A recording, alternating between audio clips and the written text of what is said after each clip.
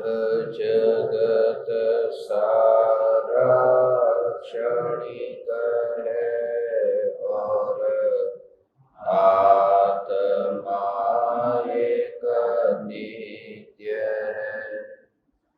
आत्मा का अनुभव बस एकमात्र नित्य है।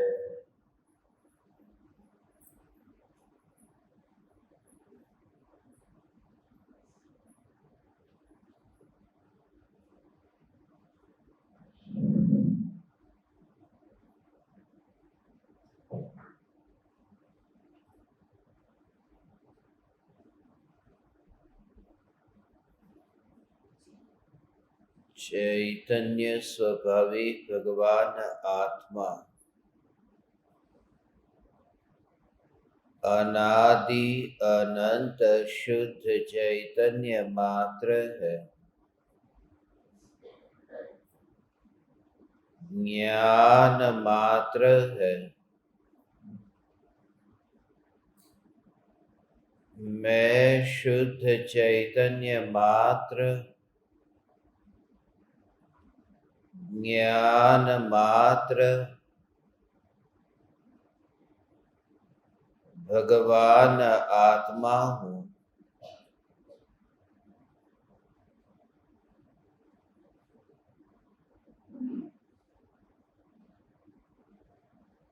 अनंत बंधन होने पर भी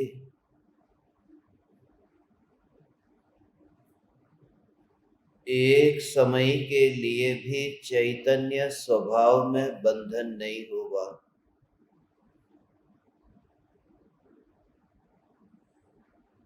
अनंत विघ्न, अनंत अंतराय आने पर भी ज्ञान की निरंतर बहती धारा में एक समय के लिए भी अंतराय न आया और यह ज्ञान निरंतर जानने रूप परिणमित हुआ और अनंत काल तक जानने रूप परिणमित होता रहेगा। यह ज्ञान ज्ञेयों से भी बंधा नहीं, विषयों से भी बंधा नहीं।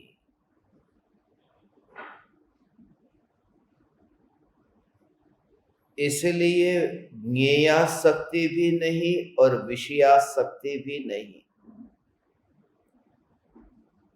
पदार्थों को भोगने की चाहना तो नहीं, पदार्थों को जानने की भी चाहना नहीं।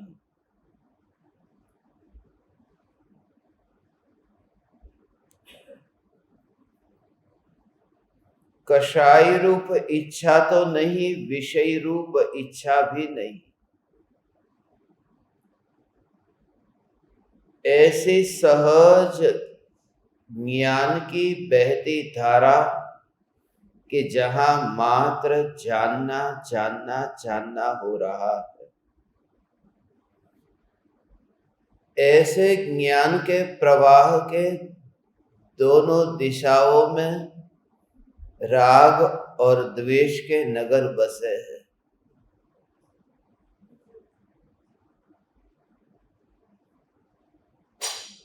मन है वह मन दो में खेलता है। मन को एक प्यारा नहीं है। मन सदाकाल भटकता ही रहता है, यह मन का स्वभाव है।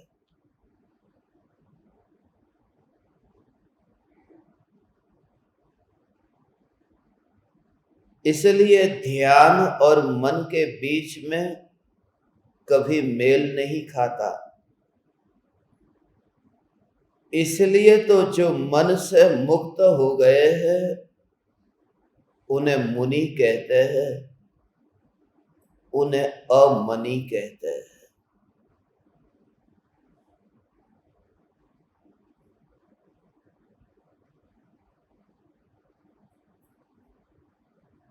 तराजू के दोनों पलड़े की तरह मन का खेल है, कभी इधर कभी उधर। वह स्थिर रहता ही नहीं, जैसे सागर में तरंग कभी स्थिर नहीं रहती। और पूर्व भवों में इस प्रकार से जो अनंत भाव से अनंत संसार जो बड़ा है, फैला है, अनंत संसार की परंपरा में अभी हम यहां पर मिले हैं। यह यात्रा का एक अद्भुत पड़ाव है, जिस पड़ाव में मोक्ष रूपी फल का बीजारोपण होता है। यह तीर्थंकर परमात्मा की धर्म सभा से कम नहीं है। विदेह क्षेत्र में सिमंदर भगवान की दिव्य ध्वनि का अभी समय हो रहा है। सिमंदर भगवान की दिव्य ध्वनि का समय है।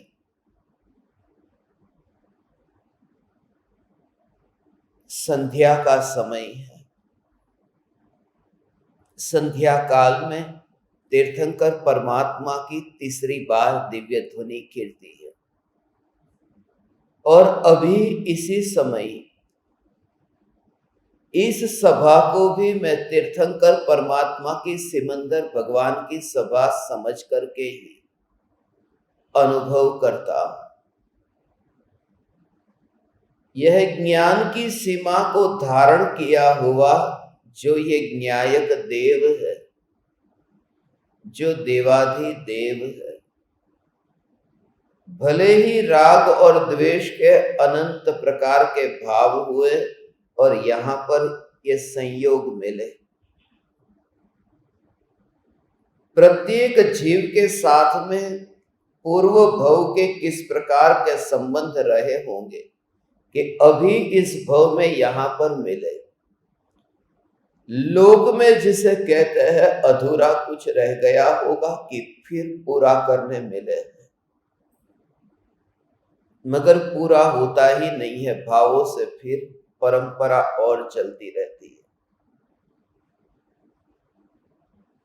और ये परंपरा अभी यहीं पर ही रुक सकती है यदि उपयोग में समाये और उदय रूप कार्य करता रहे। जो कुछ भी सामने हो रहा है, उत्तर तो मिल रहा है, पूर्व में किए हुए कर्म का फल तो मिल रहा है। जो भी किया था उसका उत्तर तो मिल रहा है, मगर उत्तर के बदले में अब प्रत्युत्तर देने वाला कोई नहीं है, क्योंकि प्रत्युत्तर देने वाला उपयोग स्वरूप में व्यस्त है।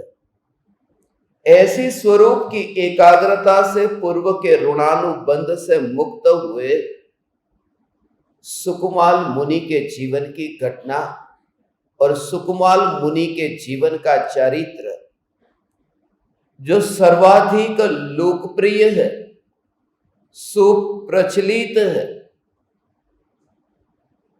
मगर इस कहानी में यह कहानी के रूप में ही हमें नहीं समझना है, क्योंकि कहानी आप सभी को पता है।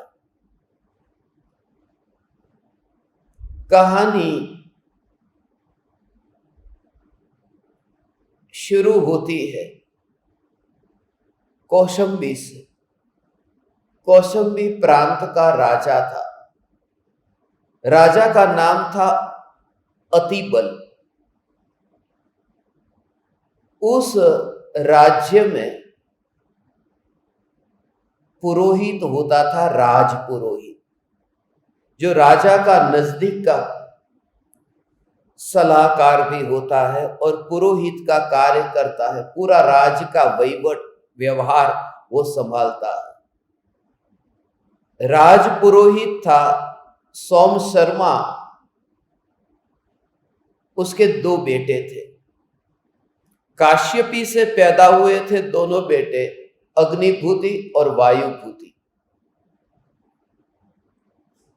ये दोनों बेटे की कहानी यहां से शुरू होती है सोम शर्मा की अकस्मात में मृत्यु हो जाती है और ये दोनों बेटे पढ़े लिखे नहीं हैं, अनपढ़। अनपढ़ गवार का कोई आदर नहीं होता, समाज में भी नहीं होता। अध्यात्म की बात यहां नहीं ले रहे, मगर अतिबल ने जैसे ही उसके राजपुरोहित की मृत्यु हुई, फिर इन दोनों बेटों को कोई राज्य का जो बल, जो पावर, जो पद, राजपुरोहित का पद, दो में से किसी को भी नहीं दिया। और ये दोनों बेटे अनपढ़ चले गए अपने काका के पास में।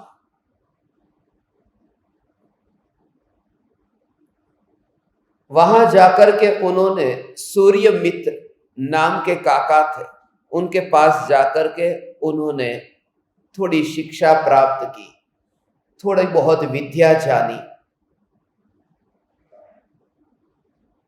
फिर वे आए इस राज्य में और अतिबल ने फिर उनकी विद्या को देख करके फिर परीक्षा करके उनको ये राज्य का फिर भार सौंपा और उन्हें राजपुरोहित के रूप में फिर स्थान दिया। दोनों बेटे राजपुरोहित हो गए। मगर उसके जो काका थे उसे कोई धर्म में श्रद्धा नहीं थी। सूर्य मित्र सूर्य को अर्घ चढ़ा रहा था और हाथ में पहनी थी अंगूठी। अर्घ चढ़ाते समय अंगूठी गिर गई नीचे और अंगूठी नीचे गिर करके बगीचे में वहां पर था कमल का फूल, उस कमल के फूल के ऊपर ही अंगूठी गिरी। शाम का समय हो गया, वो कमल मुंद गया और अंगूठी वहीं पर ही अंदर समा गई। अब ये चिंता में है कि यदि राजा पूछे तो क्या होगा कि अंगूठी किधर गई, पता नहीं।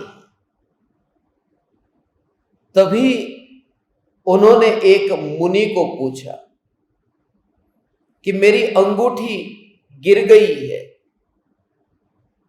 अंगूठी के बारे में आप कुछ जानते हैं? मुनि जानते हैं धर्म के बारे में। ये अंगूठियों का उन्हें क्या रस है? मुनि का नाम भी था सुधर्म मुनि। सुधर्म मुनि ने फिर भी बताया, क्योंकि कभी कभी अज्ञानियों को भाव से नहीं समझा सकते तो प्रभाव से समझाना पड़ता है। यही वजह है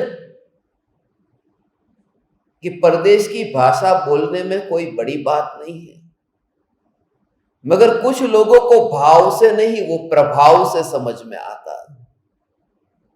दो कौड़ी की बात है, कोई भी चाइनीज, वियतनामीज, मैंडेरिन, थाई, ये सब भाषा, ये तो दो कौड़ी की बात है, कोई भी बोल सकता है।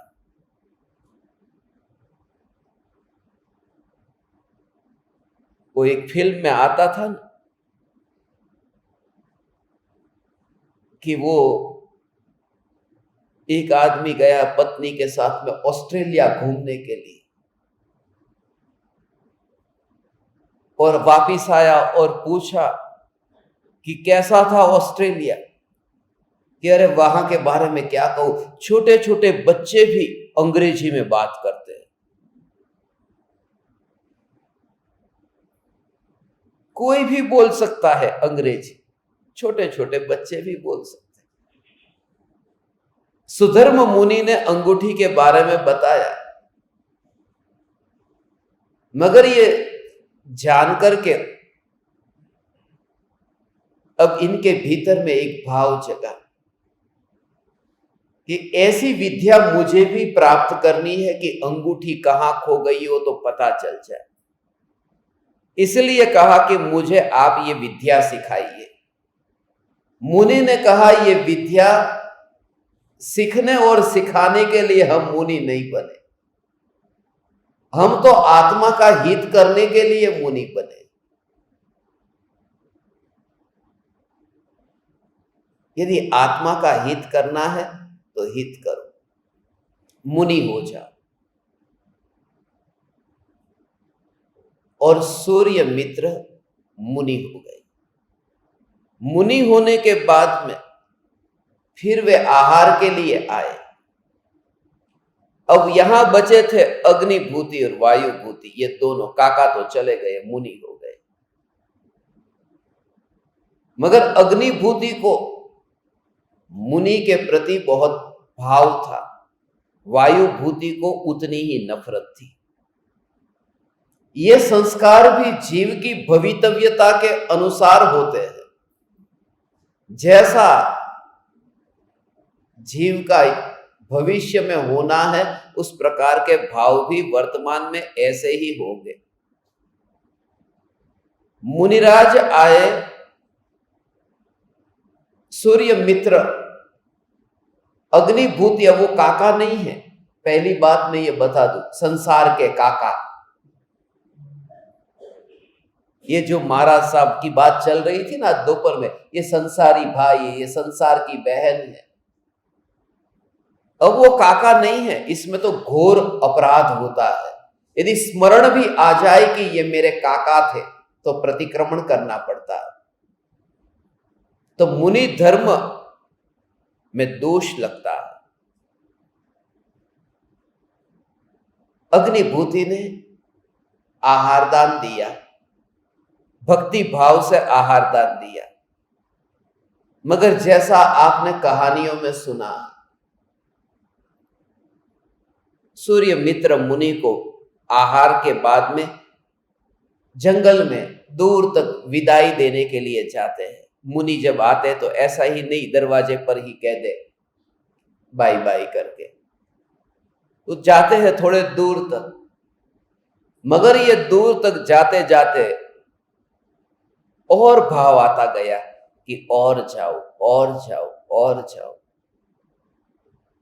और इतने दूर तक छोड़ने गए कि फिर भाव आया कि अब इतना दूर तक आ चुका हूं, अब वापिस क्यों जाऊं, अब मैं अभी दीक्षा ले लूं। बहुत दूर तक आ चुका हूं, अब वापिस जाने का मन नहीं करता।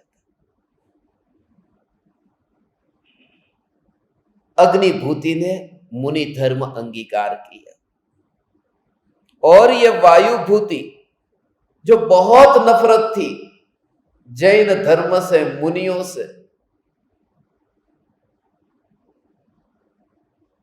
जब अग्निभूति की पत्नी को पता चला कि उसका पति तो मुनि हो गया है, तो अच्छा नहीं लगा कि मुझे पूछे बिना ही मुनि हो गया, मुझे बताने भी नहीं आया, आज्ञा भी नहीं ली। आज्ञा, पत्नी की आज्ञा। सोमदत्ता नाम था, बहुत क्रोधित हो गई और वायुभूति को कहा कि मैंने अब सुना है कि तुम्हारे बड़े भाई माने मेरे पति दीक्षा लेकर के चले गए, चलो जाते हैं जंगल में, देख के आते हैं कि क्या किया है उन्होंने।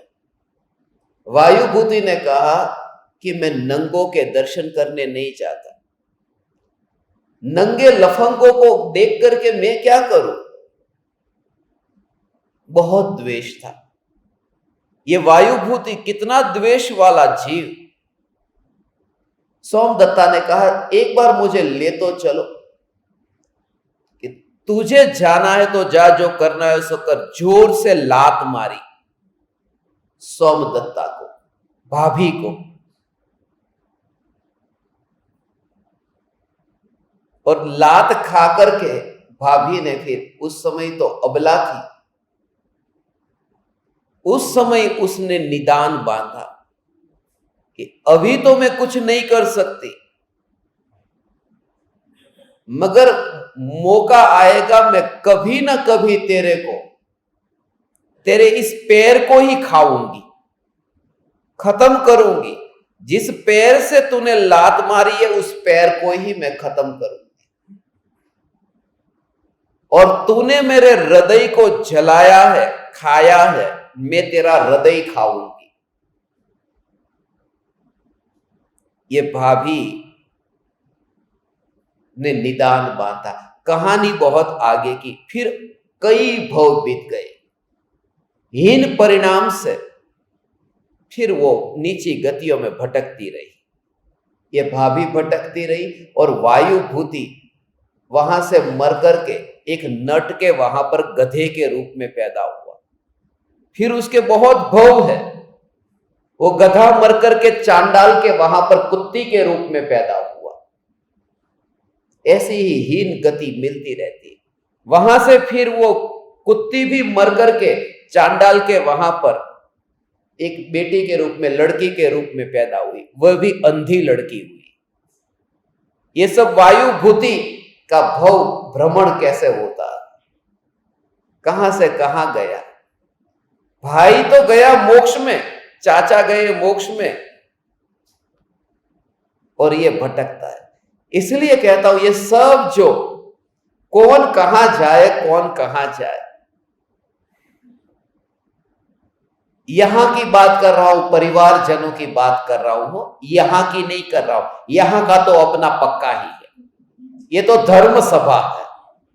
मैं कह रहा हूं परिवारजन का, कि जो यहां नहीं बैठे हैं और दुकान पर बैठा है बेटा, और सिनेमा देखने गया है बेटा, ये उनकी बात कर रहा हूं।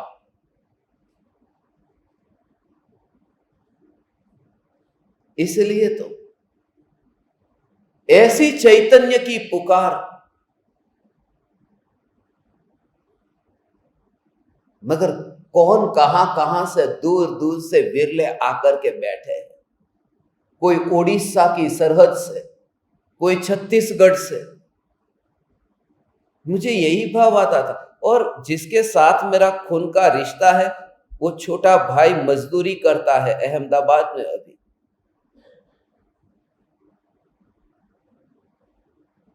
ये समझने जैसी बात है, उससे करुणा जगती है। मगर फिर ये समाधान भी होता है कि खून का रिश्ता है, वो दूर है, बहन है, बुआ है, और भी रिश्तेदार है, भाभी भी है, मगर भाभी का नाम नहीं लेता, क्योंकि ये कहानी से तो डर लगता है। भाभी से तो डर लगता। ये सोमदत्ता की कहानी सुनकर उनको तो हाथ जोड़ता।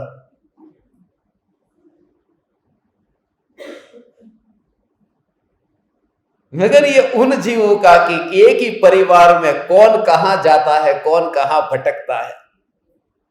ये वाणी तो कान में जब पड़ती है ना, तब इतना चक्रवर्ती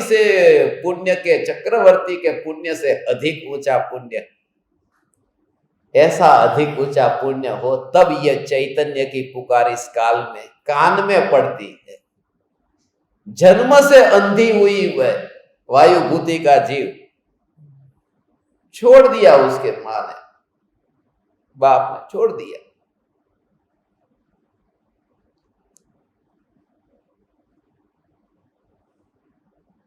और ये फिर चलता रहा। फिर ये परंपरा इतनी चली, वहां पर वो भाभी के भव बदलते रहते हैं, वो भी नीची गति में, और ये भी अब नीची गति में।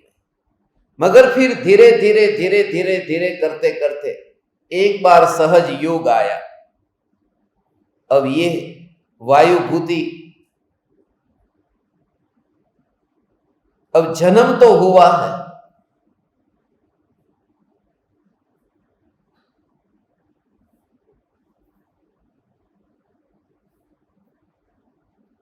वहां पर, मगर मर करके फिर ब्राह्मण के वहां पर जन्म होता है। फिर वो स्त्री के रूप में, बेटी के रूप में वहां जन्म लेती है। और फिर वहां पर वो व्रत को, मुनि को देख करके व्रत धारण करती है, व्रत लेकर आती है। फिर उसके पिताजी कहते हैं, ये व्रत तुझे किसने दिला दिए? ये मुनि ने दिलाए हैं, और ये कहा है कि यदि नहीं चाहिए, तुम्हारे घर वाले वो मना करते हैं तो वापिस दे आने, वापिस दे देना।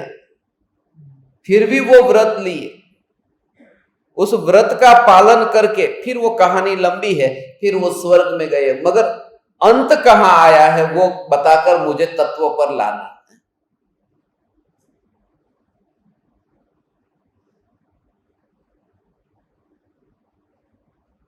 नागश्री का जो जीव था, वो कहानी यूट्यूब के ऊपर तो बहुत वीडियो के एनिमेशन मूवी है ना,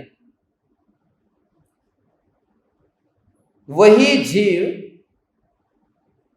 मर करके भटक भटक करके फिर सुकुमाल नाम के पुत्र के रूप में जन्म लेता है। यशोभद्रा के वहां पर सुकुमाल कौन? ये वही जीव जो वायुभूति, जो मैं नंगे लफंगे के दर्शन करने नहीं जाता, क्या करूंगा, वही जीव। और इतना कोमल उनका तन था कि जब मां उनकी आरती उतारी तो सरसों के दाने से आरती उतारी। सरसों तो पता है ना, राई ने, राई ना दाना, सरसों के दाने से आरती उतारी तो सरसों के दाने उनको चुभते थे, ऐसी उनकी कोमल काया थी।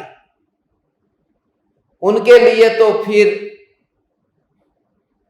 एक कंबल भी लाके दिया था, वो भी उनको चुभता था। उनके मणियों को निकाल करके फिर जूती बनवा दी। मां ने तो बहुत चाहा कि बेटा इतना सुकोमल है, और पहले से पता था कि इसको किसी मुनि के दर्शन मत करने देना, क्योंकि ये मुनि का दर्शन करेगा तो उस समय मुनि हो जाए।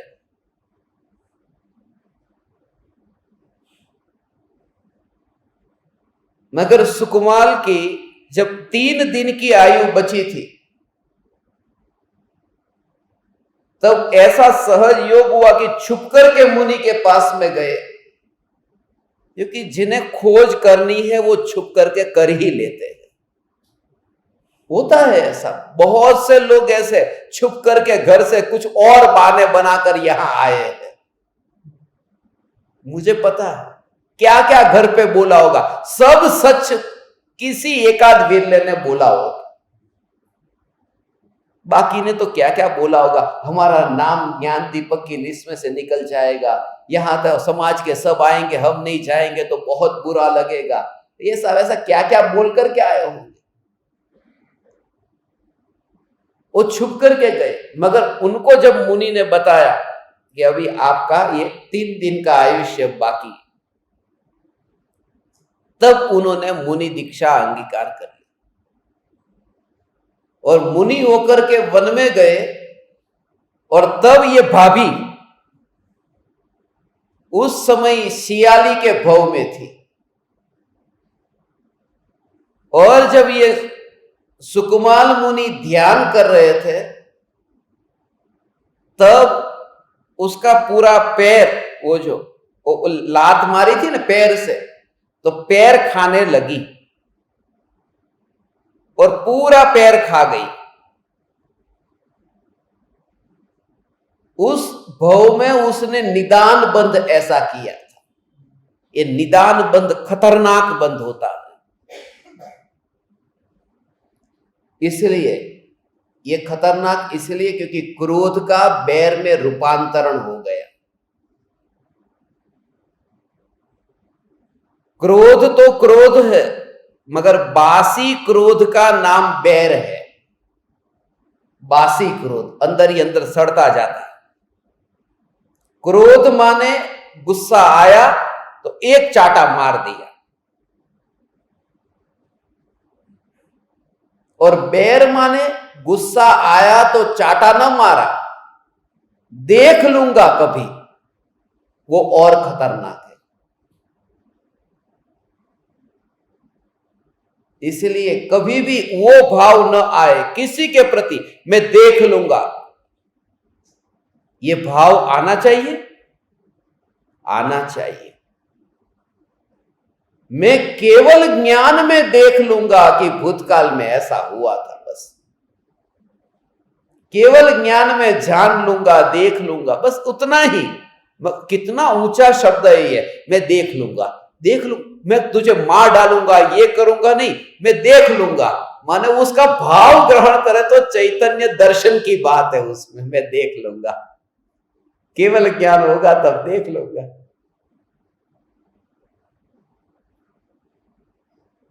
माने बीच में इतने भवों में, इतने काल में कहीं कहीं जाकर के भटके। अब जरा विचार करो, इसमें हमें जो थोड़ी बात जो समझनी है,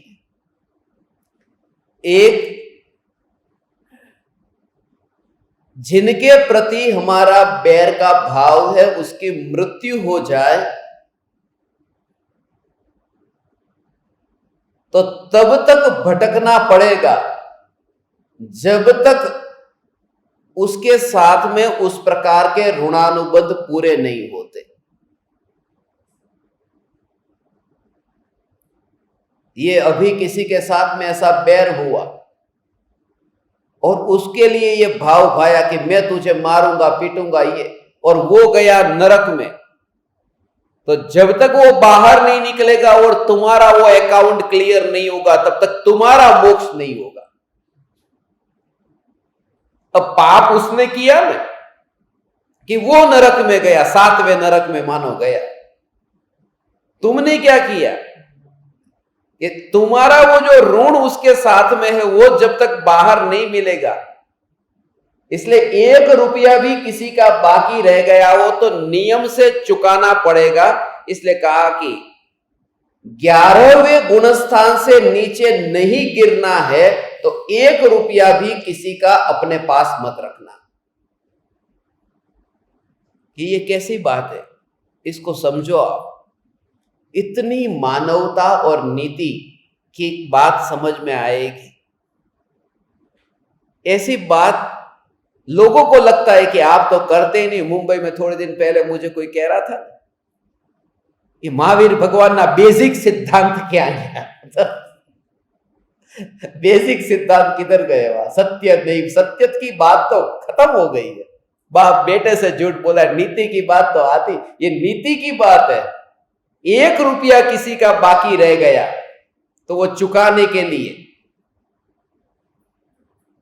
अब ऐसा हुआ कि आपका 1 रुपया बाकी है, मैं भूल गया, आप भूल गए, खत्म हो गए। अब मैं वितराग परिणति ऐसी प्रकट हुई, भावों में आकर के नहीं, वितराग परिणति ऐसी प्रकट हुई कि मुनि हो गए। मुनि होकर के 11वें गुणस्थान में गया, उपशम श्रेणी लगाकर। ये उपशम श्रेणी लगाकर 11वें में गया, मगर मोक्ष में नहीं जा पा रहा क्योंकि कर्म अभी बाकी है। तो 1 रुपया चुकाना बाकी है कि चुका दो, खत्म हो जाएगा ना ये कर्म, मगर चुका नहीं सकते क्योंकि 11वें गुणस्थान में रुपये का व्यवहार नहीं है। इसलिए वहां नीचे गिर करके आना पड़ेगा जहां ये व्यवहार होता है। ये तो दृष्टांत रुपये का देता हुआ, फिर तुम ये मत कहना कि रुपये तो अनंत काल तक चलते ही नहीं है।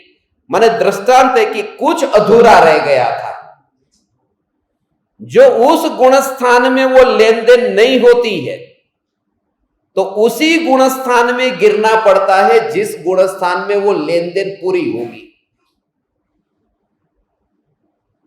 ये ऐसा ही है, ये कर्म के ऋणानुबंध का स्वरूप। इसलिए यदि ज्ञान में जानते हो तो भूखा रह लेना, प्यासे रह लेना, मगर अभी किसी का 1 रुपया भी अपने पास में न रखूंगा। बेईमानी का, झूठ का, चोरी का, और रुपया ही नहीं, कोई भी वस्तु।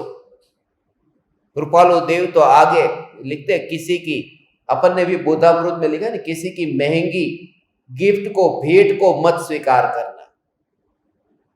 मूंगी डांट भेंटो लेवी नहीं। वो अभी पता नहीं चलेगा, अभी गुदगुदी होगी, अभी अच्छा लगेगा कि अरे इतनी बड़ी गिफ्ट, मगर बाद में जाकर के फिर पता चलता है कि बिल्कुल वहां तक पहुंच गया था किनारे पर, और फिर मझधार में आना पड़ा, वापिस लौट के आना पड़ा, कुछ बाकी रह गया। ये कर्म का सिद्धांत ऐसा है, मगर हमें सबका तो याद नहीं रहता ने। याद नहीं रहने से कोई फर्क नहीं पड़ता, क्योंकि ये सियाली को भी याद नहीं है। बीच में इतने भव हुए कुत्ती के, गधे के, वहां थोड़ी याद था कि वायुभूति किधर है, ये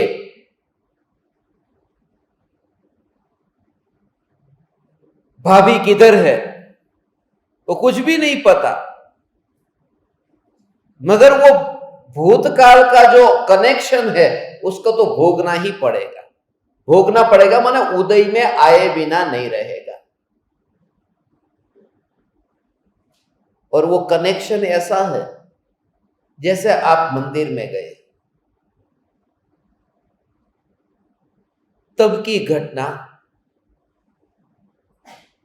मंदिर से वापस लौट रहे थे,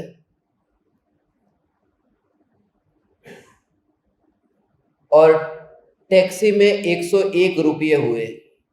आपने 100 रुपये उसको दिए, और 100 रुपये देकर के फिर आपने 500 का निकाला। टैक्सी वाला ने बोला, सेठ क्या करते हो 1 रुपये के लिए? तो बोले मेरे पास में नहीं है। ये समझना उसका अभिप्राय कि मेरे पास में नहीं है, तुम दो मेरे को। वो कह, मेरे आपको 499 किधर से दो?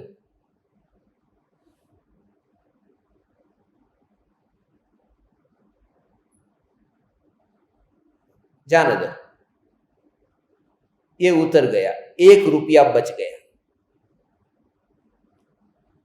खुश हो गए। आगे जाकर के टैक्सी ड्राइवर की एक्सीडेंट में डेथ हो गई। अगले भव में वो मर करके भिखारी हुआ और मंदिर के बाहर भीख मांगता है। और ये बुढ़ापा आ गया है,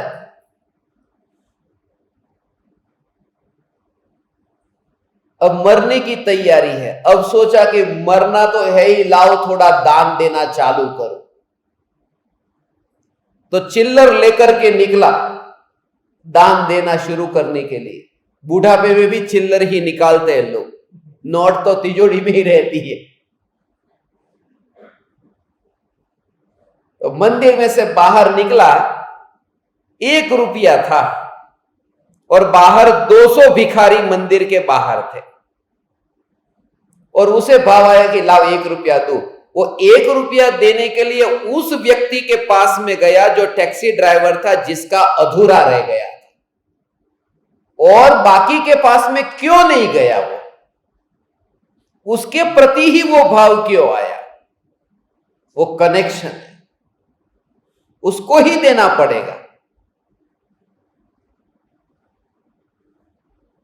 इसलिए किसी का 1 रुपया भी रखना नहीं। ये भाव 99 यदि हो गए हैं तो भी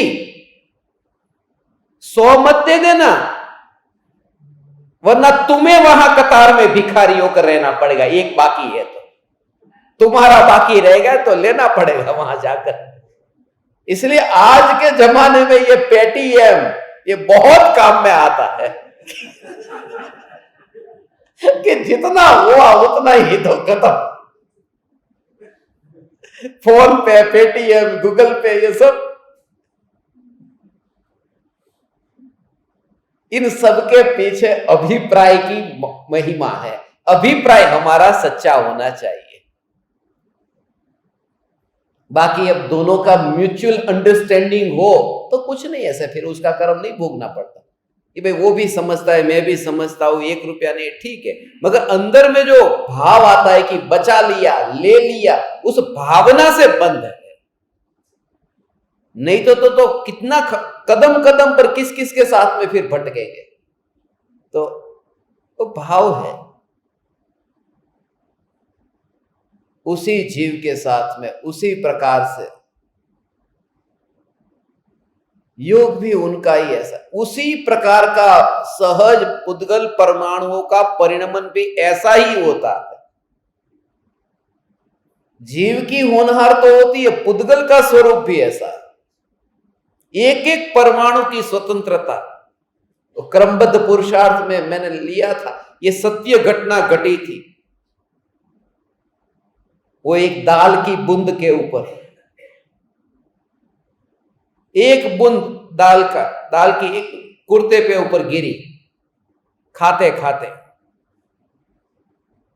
आजकल गिरती है, रोज गिरती, एक बूंद गिरी और मैं लाड लेके वहां पर भोजन कर रहा था। और उस समय वो बूंद गिरी, मैंने उनको बताया कि ये क्यों गिरी, इसमें हमारा कुछ भी नहीं चलता, क्योंकि मैं 2 दिन के लिए मुंबई जाता था, बुधवार और गुरुवार की शाम को रिटर्न आता था मुंबई से, हर गुरुवार को। ऐसे बरसों तक अप डाउन हुआ, 1000 बार, कितने सालों तक। यहां पर बच्चों को पढ़ाते 3 दिन, शुक्रवार शनिवार रविवार, और वहां पर इनको पढ़ाते थे बुधवार और गुरुवार, और 2 दिन का आराम होता था। वो भी बाद में किया, पहले तो 4 दिन मुंबई होता था। ऐसे ही चक्कर काटते काटते काटते इधर उधर, उसमें ही तो ये पूरा खत्म हो गया। इधर के बच्चों को रत्नकरण, श्रावकाचार, पुरुषार्थ सिद्धि उपाय, आत्म सिद्धि शास्त्र, 6 ढाला, सब ग्रंथों को यहाँ पर पूरे गांव के 18 जाति के बच्चे आते थे, उसमें ये भी है।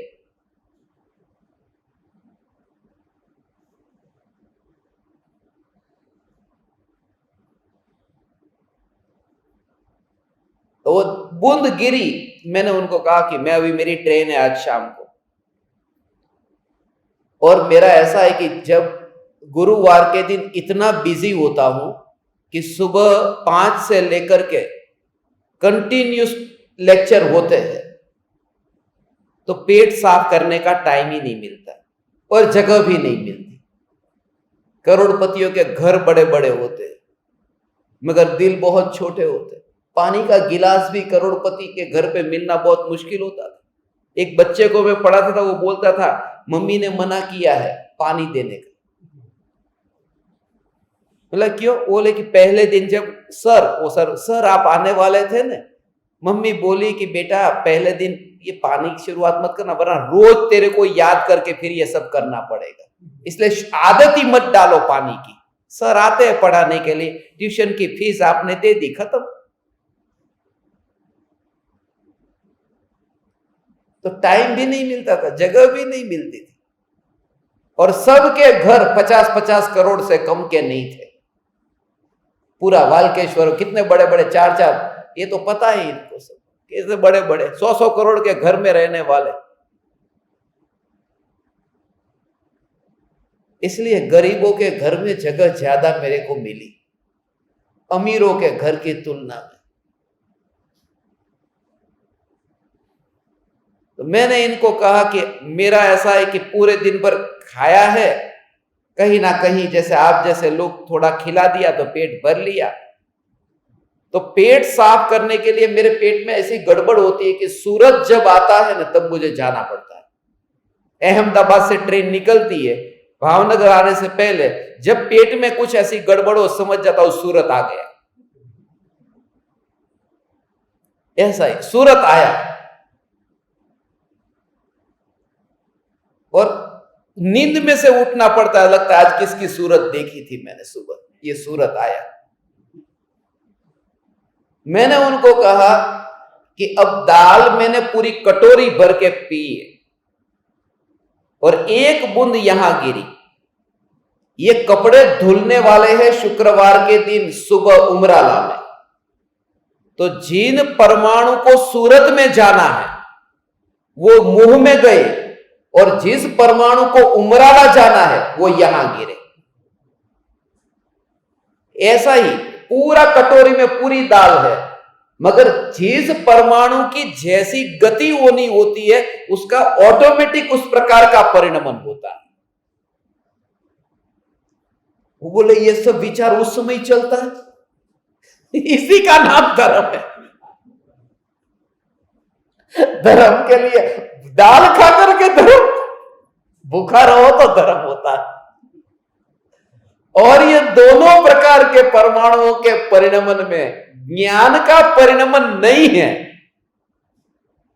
वो सिर्फ प्रतिबिंबित हुआ है कि दाल कुर्ते पे गिरी और पेट में भी गई। ये परमाणु की स्वतंत्रता, उन स्वतंत्र परमाणुओं में ज्ञान की पर्याय की स्वतंत्रता, और इस ज्ञान की पर्याय से भी पार ऐसा ध्रुव स्वतंत्र। तब फिर मैं रुक गया, फिर ठहर गए वहां पर। भाई खला में ऐसी बात थी।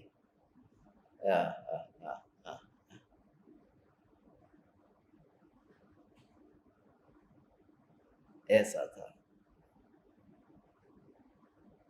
ये भाई के वहां पे सत्संग हुआ था और वो खाला थी, भाई खाला।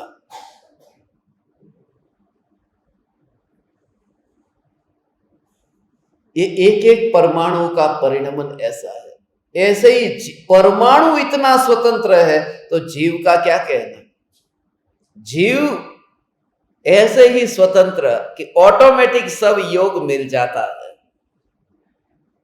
अधूरा बाकी था, अब पूरा हो गया। ऐसा पूरा हो गया। अब किसी के साथ में ऋणानुबंध बाकी है 2 महीने की। अब 2 महीने के ऋणानुबंध और बहुत ही नजदीक का ऋणानुबंध है। अब नजदीक का रिश्ता तो सबसे नजदीक का रिश्ता, पवित्र रिश्ता मां बेटे का है। तो वो आया बेटा मां के गर्भ में 2 महीने रुक करके गया और क्या अकस्मात हो गया कि बेटा मर गया। बस खत्म हुआ, उतना बाकी था, पूरा हो गया। फिर हम ये सब कहते हैं कि इसकी वजह से हुआ या उसकी वजह से हुआ, बाकी ये लेन देन उतनी ही थी। आ गया ना आपके सवाल का जवाब। पूछ रहे हैं ये निमित्त की वजह से हुआ, लेन देन ही उतनी थी।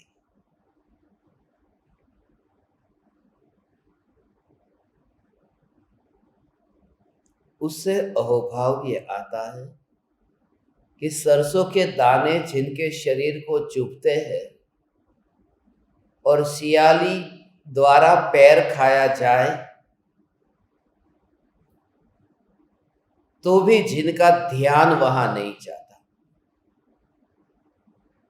माफ नहीं किया था, ध्यान ही नहीं गया, जा मैं तेरे को माफ कर देता हूं, नहीं, वो कर्म झर गया उदय में आकर के। उदय उदय का कार्य करके चला गया और अंतर के आनंद की मस्ती में वे रहे।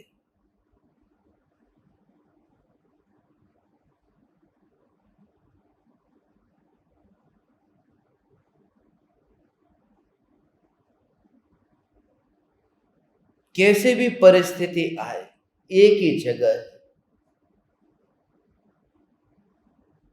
ऐसा एक ही जगह।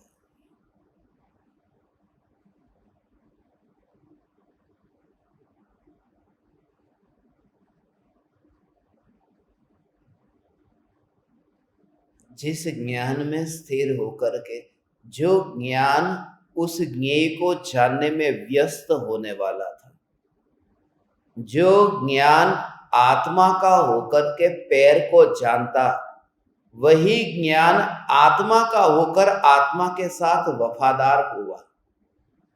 जिसका था उसी को जानने रूप परिणमित हुआ। मैं चैतन्य हूं, मैं भगवान आत्मा हूं, इस रूप ही वह परिणमित हुआ।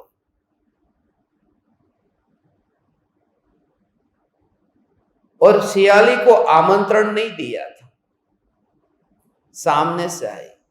इसलिए जितने भी ये बाकी है ऋणानुबंध, कहते हैं ऐसा कि वगर कंकोत्री लखे सामे थी आवी जाए।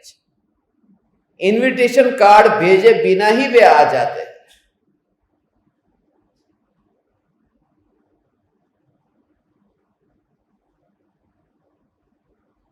ऐसे ही आ जाते। मैंने ये सुना है,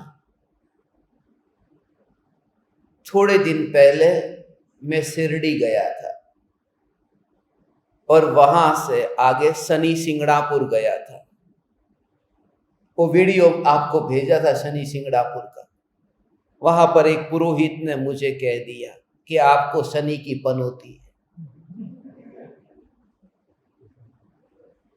और आपको उस पनौती को दूर करने के लिए खाली 15 मिनट आप दे तो मैं दूर कर सकता हूं कुछ मंत्र से।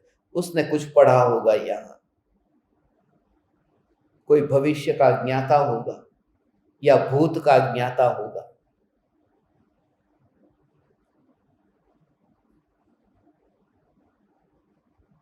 मैंने कहा तुम 15 मिनट का मंत्र जाप करो, उससे पहले मैं यहां सामने बैठता हूं और थोड़ा कुछ बोलता हूं, उसे सुनो, उसके बाद में मैं तुम्हारे मंत्र को सुनूंगा। मैंने कैमरा सेट किया और डीपीटीवी चालू कर दिया। वो वीडियो अभी आपको नहीं भेजा है, 15 मिनट का, 14-13 मिनट का कुछ है वो वीडियो। वहां पर उसका हवन का कुंड था, उसके सामने ही मैं बैठा हूं, धुआं उड़ रहा है। वो शनि की पनौती दूर करने के लिए सामने बैठा है। और जब डीपीटीवी पूरा हुआ, मेरी आंख खुली तो वही दूर हो गया था, कहां गया पता नहीं। मगर मैं धन्य भागी हूं कि उसके निमित्त से मुझे सत्संग करने का अवसर मिल गया। वो वीडियो रिकॉर्ड क्या है, खास सुनना, शनि की पनौती के ऊपर ही है। औरंगाबाद दूर नहीं था वहां से, मुझे याद बहुत आई थी, थोड़ा और आगे चला जा। हम गए थे औरंगाबाद।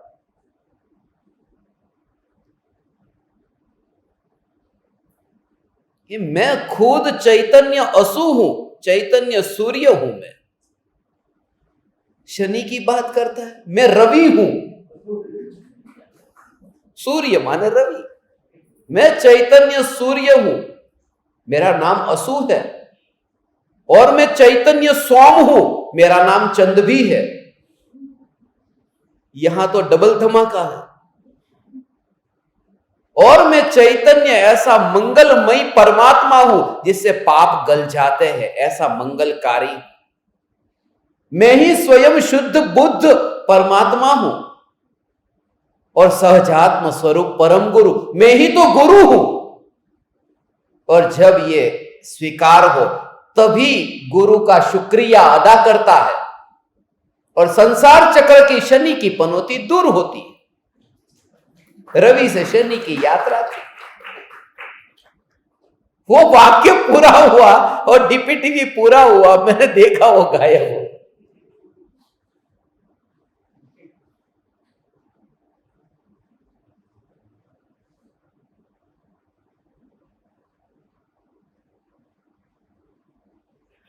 मगर कुछ ऋणानुबंध मेरा बाकी था इस फोन के साथ में कि वो अकेला गया, नहीं तो फोन लेके भी जा सकता था। मेरा तो सत्संग चल रहा था।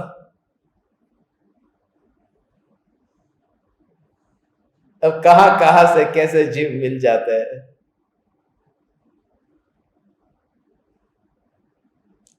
मैं गया था शिरडी। शिरडी के साईं बाबा के बारे में मैंने सुना।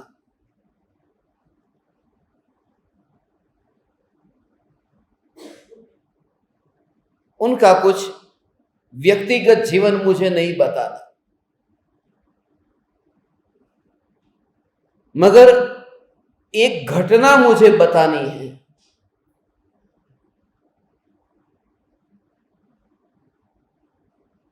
एक आदमी उसे बहुत मानता था, भक्ति करता था, और उसने साईं बाबा को कहा कि मैंने आपके लिए ऐसे अच्छे अच्छे पकवान बनाए हैं और मैं चाहता हूं कि आप मेरे घर पर आए और मेरे घर को पावन करें। साईं बाबा ने कहा ठीक है, कल आऊंगा। सुबह हुई, ये इतना एक्साइटेड था,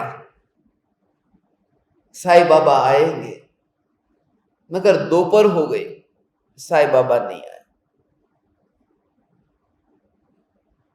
रात हो गई, नहीं आए।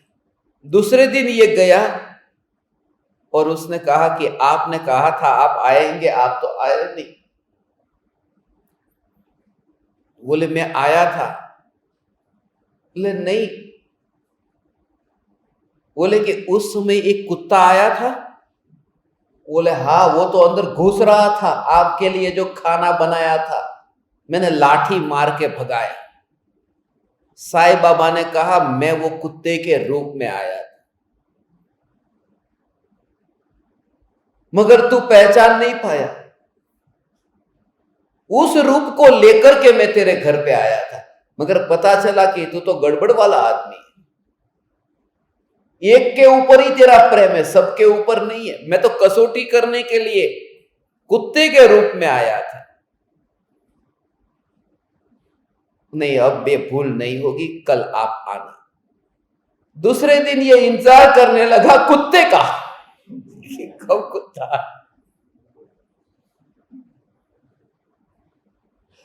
कोई भिखारी आ गया, इसने भगाया कि मैं तो कुत्ते का इंतजार करता हूं। अगले दिन गया साईं बाबा के पास और कहा कि मैंने आपका इंतजार किया, आप तो आए ही नहीं। बोले मैं आया था, एक भिखारी आया था, वो भिखारी के रूप में मैं आया था।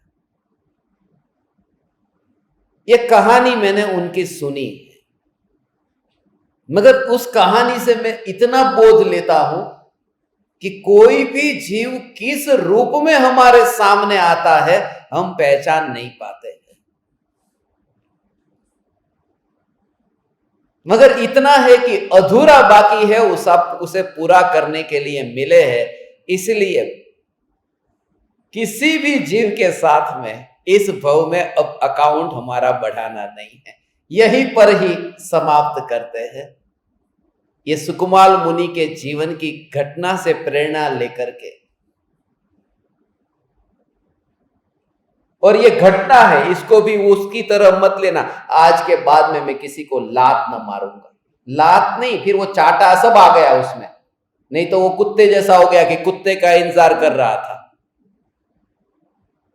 ये घटना है, उससे समझना सबके लिए कोई बैर भाव न हो मेरे अंदर, मैत्री भावना, परम भावना अभीत नहीं।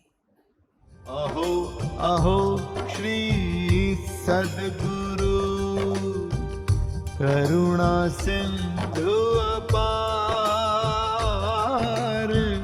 इस पामर पर प्रभु किया अहो अहो उपकार,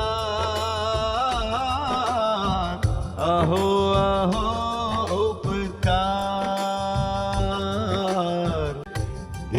सहित जिनकी दशा वरते देहातीत, उन ज्ञानी के चरण में हो वंदन अगणित, हो वंदन अगणित, हो वंदन